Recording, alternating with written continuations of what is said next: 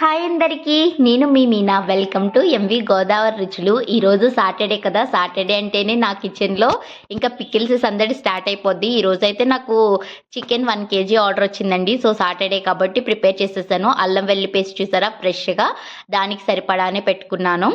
And oil కూడా మీరు చూడొచ్చు, లైవ్లోనే వేసి చూపిస్తున్నాను. చాలామంది ఆయిల్ కోసం అడుగుతున్నారు అనమాట, ఏ బ్రాండ్ వాడతావు, ఏం వాడతావు అని.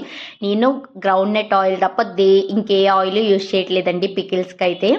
ఎప్పుడు గ్రౌండ్ నట్ ఆయిలే, అలాగే చేస్తాను. చక్కగా అయితే 1 kgకి సరిపడా చికెన్ పికిల్ అయితే పెట్టేశాను. ఇంకా రేపు ఈ రోజంతా మగ్గనిచ్చి రేపైతే డెలివరీ చేసేస్తాం. మీకు ఎవరికైనా కూడా పికిల్స్ కావాలంటే వాట్సాప్ నెంబర్కి మెసేజ్ చేయండి, డిస్ప్లే చేశాను.